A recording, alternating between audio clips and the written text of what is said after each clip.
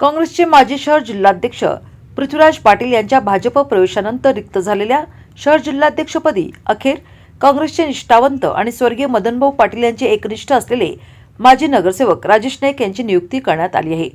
नाईक यांची नियुक्ती ही प्रभारी असणार आहे। याबाबतचे पत्र काँग्रेसच्या प्रदेशाध्यक्षांनी दिले आहे।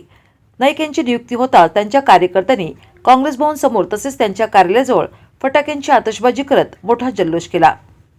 पृथ्वीराज पाटील यांनी जून महिन्यामध्ये काँग्रेसच्या शहर जिल्हाध्यक्ष पदाचा राजीनामा देऊन भाजपमध्ये प्रवेश केला होता। त्यावेळपासून काँग्रेसला शहर जिल्हाध्यक्ष मिळालेला नव्हता।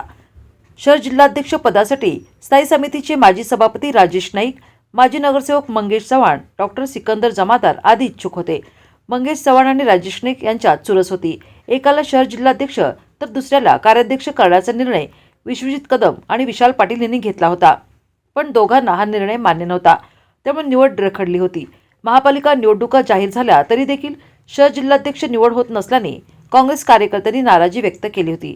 पण आता राजेश नाईक यांना शहर जिल्हाध्यक्ष करण्यास विश्वजित कदम आणि विशाल पाटील यांनी होकार दिला।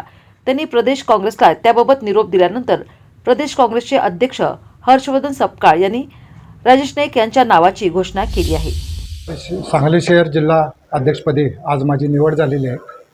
या निवडीचं नक्कीच काँग्रेस पक्षाला ताकद देण्यासाठी व काँग्रेस पक्षाची नगरसेवकांची शक्ती वाढवण्यासाठी मी नक्की प्रयत्न करेन। येत्या महापालिकेमध्ये काँग्रेस पक्षाचे जास्तीत जास्त नगरसेवक कसे निवडून येतील यावर माझं हे लक्ष असेल।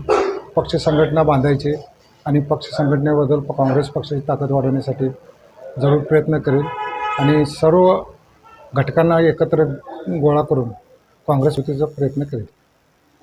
आमचे नेते विश्वजित कदम आणि विशालदादा पाटील यांनी दोघांनी माझ्यावर जो विश्वास टाकला आहे त्यांचा विश्वास मी नक्कीच सार्थ करून दाखवेन।